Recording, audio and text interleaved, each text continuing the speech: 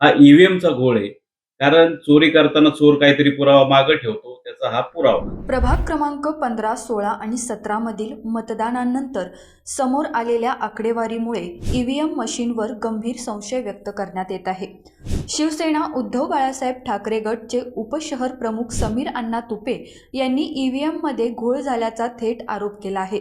नुकत्याच पार पडलेल्या महापालिका निवडणुकीत मतदानाची आकडेवारी आणि प्रत्यक्ष मतमोजणीमध्ये मोठी तफावत आढळून आली असून याबाबत कागदपत्रांसह पुरावे सादर करण्यात आले आहेत.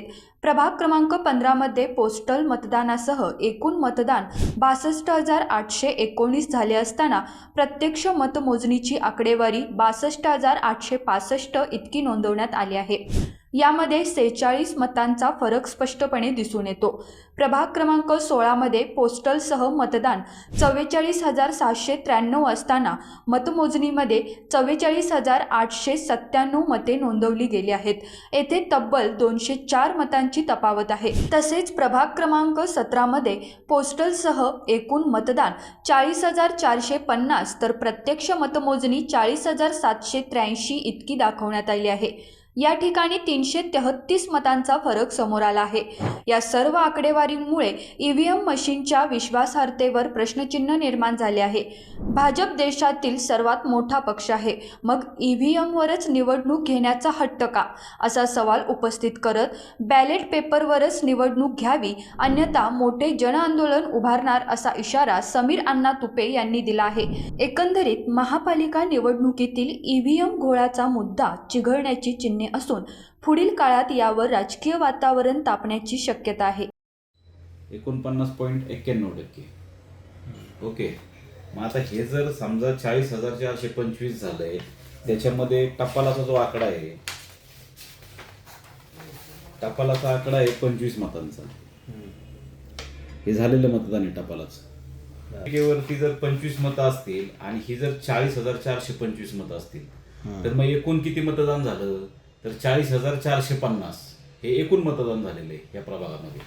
एकूण मतदान जर 40,450 झालंय, तर मग ज्या वेळेला मतमोजणी झाली आणि मतमोजणीची फिगर ही 40,783 कुठून आली?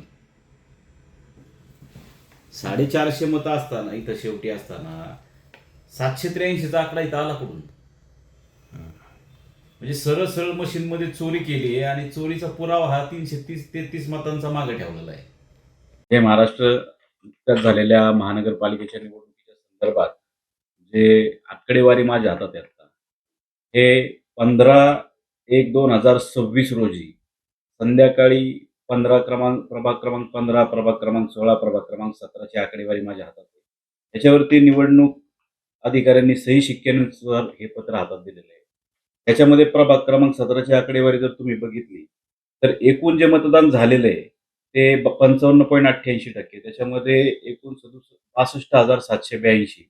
प्रभाग क्रमांक 16चं 51.98, 44,616 आणि प्रभाग क्रमांक 17 49.91 म्हणजे 40,225 ही फिगर दिलेली आहे. याच्यामध्ये टपालाची मतं जर ऍड केली तर साधारणतः प्रभाग क्रमांक 15 मध्ये 37 मतं ही टपालाची आहेत आणि एकूण जे आहे 62,819.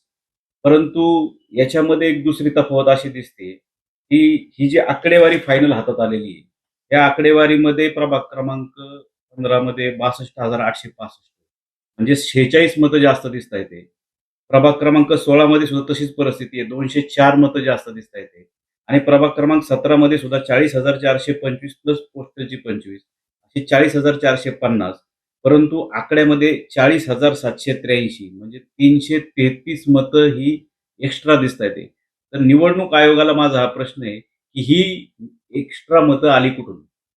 जर आपण इथं सही शिक्क्याचं पत्र देत आहे आणि काउंटिंगच्या नंतरची ही प्रिंट येते, तर त्याच्यामध्ये ही 333 मतं वाढली कुठून? त्या तिन्ही प्रभागा मिळून साधारणतः जर आपण पाहिलं तर 533, 46 आणि हे म्हणजे साधारणतः 600 मतांचं हे जास्त आलेली मतं ह्या 3 प्रभागात आहेत. अशी पुणे शहरामध्ये किती प्रभागात किती ही संख्या वाढलेली आहे आणि ही कशामुळे वाढली? याचं उत्तर निवडणूक आयोगाने द्यायला पाहिजे. आज सगळ्या देशांमध्ये ही निवडणूक ईव्हीएम विरहित बॅलेट पेपरवर होतीये आणि भाजपचं जर समजा देशभरामध्ये एवढं चांगलं वातावरण आहे, तर बॅलेटवर घ्यायला भाजप का घाबरते?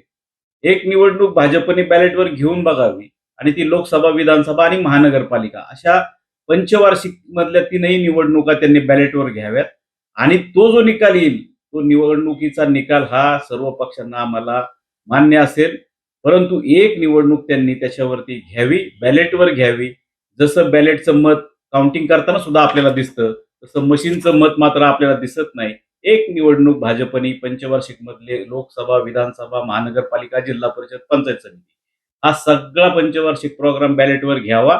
त्याला आमचं जो निकाल येईल तो आम्हाला मान्य असेल आणि जर तसं नाही झालं तर शिवसेनेच्या वतीने हे जनआंदोलन, चळवळ मोठ्या प्रमाणात रस्त्यावर उतरून केली जाईल.